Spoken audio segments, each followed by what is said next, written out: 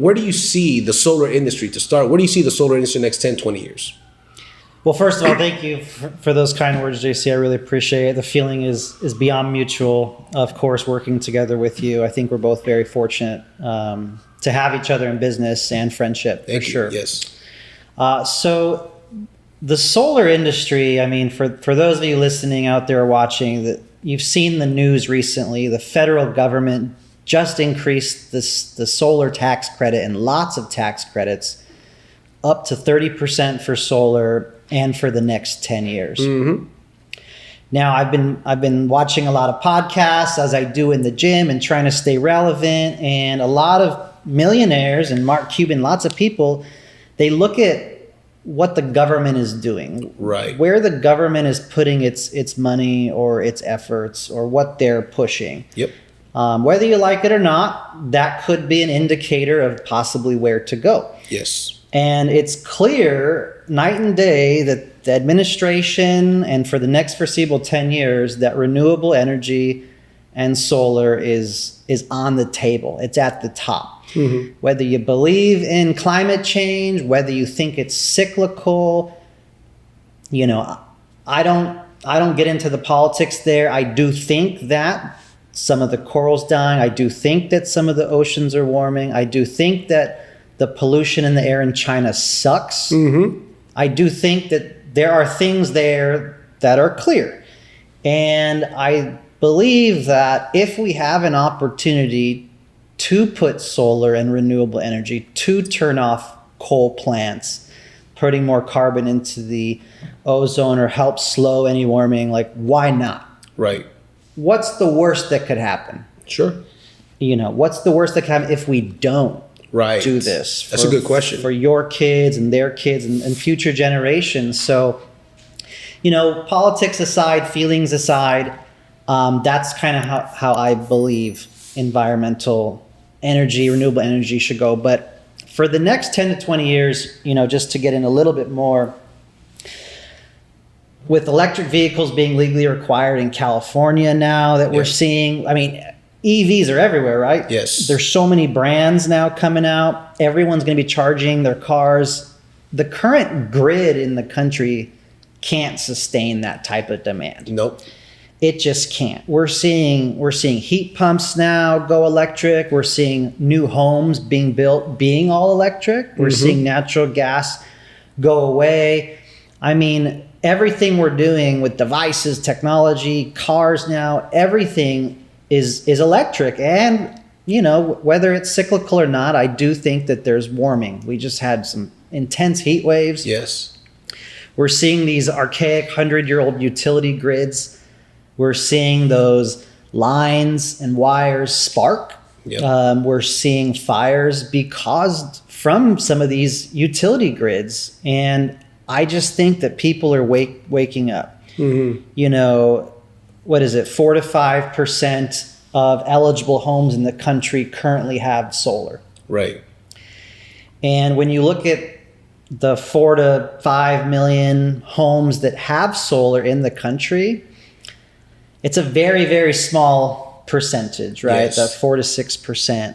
Now, out of that 4 to 5 million, 500,000 was installed last year alone. Wow.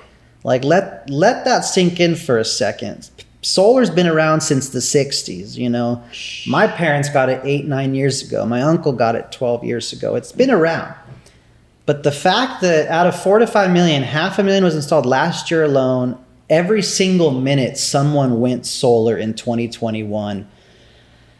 I mean, the writing's on the wall. I just think the growth and the exponential growth that we're going to see in these next 5 to 10 years, it's going to be no different than, you know, like the cell phone industry when smartphones first came out, and just different industries when they started to take off. So I do see the home envelope, the HVAC, the electric car, the heating, cooling.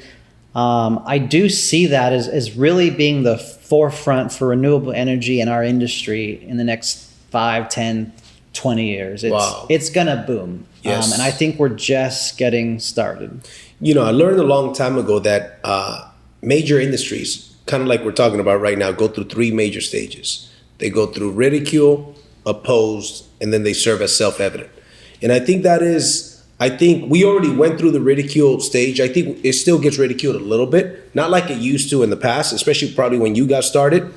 But now there's so much evidence. There's so many customers. Are there bad stories? Of course there is. Just like there's bad stories with people that bought real estate, right? And so, for example, my mom bought real estate in 2006. She lost the house by 2008 because of the market crash. Does that mean that because of that bad story, you should not buy real estate? No, of course not. That'd be silly to say, right? But same thing with cell phones. When cell phones barely came out, people say, hey, man, those things are, in the 90s, early 90s. We were kids, right? But in the early 90s, people said, hey, those things are too expensive. Only doctors and, drug dealers have those things. They used to charge $5 a minute or whatever the case is. Well, yes. So that's when it was ridiculed, right? So, but eventually, now obviously it's self-evident. Everybody has a cell phone. I mean, who doesn't have a cell phone, right? Well, the same thing is going to happen with solar panels. Eventually, it's going to be like, you don't have solar yet? That doesn't make any sense. And I personally am of the belief that's why I'm in this business.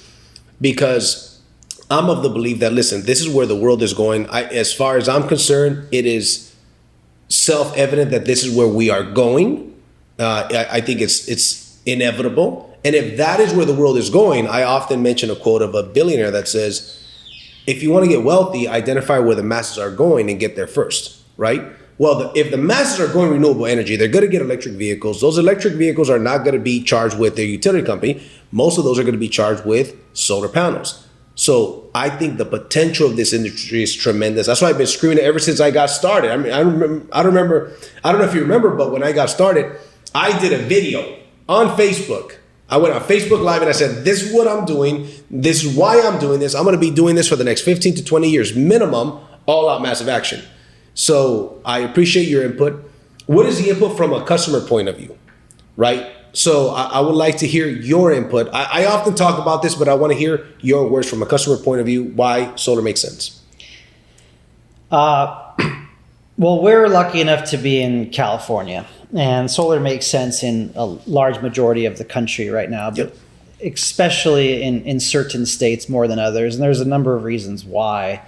But when you look at the utility rates and inflation and everything going on right now, we just saw California, Florida, and Texas increase 15% in 1 year alone. So people's utility rates just went up. And this is not new. Like the average increase 4 to 6 to 9 to 11% every single year.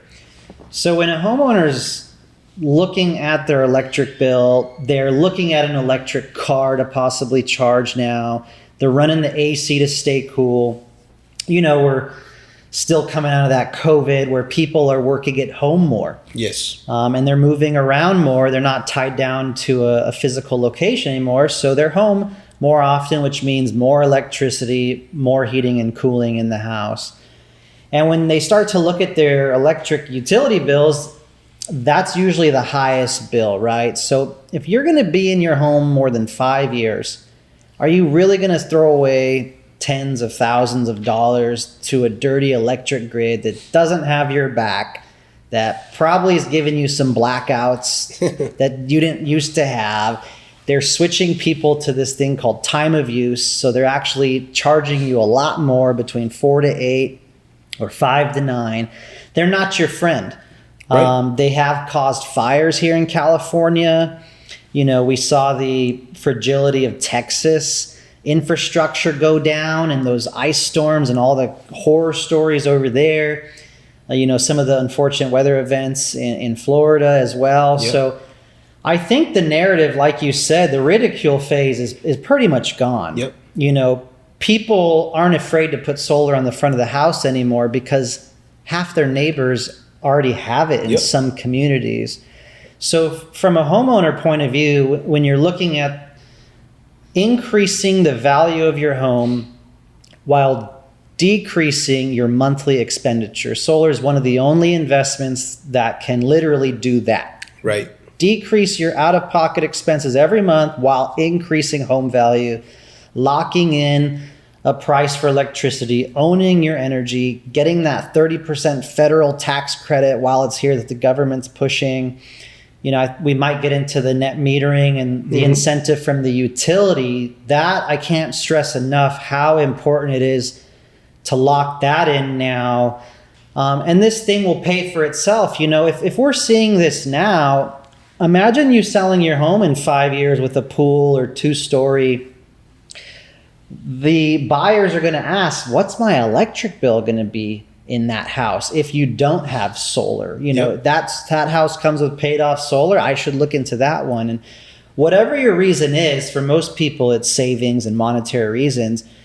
But for a lot of people, it's also environmental. Like we said earlier, you know, doing right, setting a precedent for your future generations, telling your kids, hey, we went solar, we went renewable energy because I believe in it. And we have a duty on this planet and this earth to lower our carbon footprint and not waste disposable plastics and all this crap. Like, we're going to do our part to protect this world for future generations. So, man, JC, there's so many reasons why homeowners should look into it. And any of the objections, you know, competent, smart, ethical sales rep can educate. They're not going to be pushy.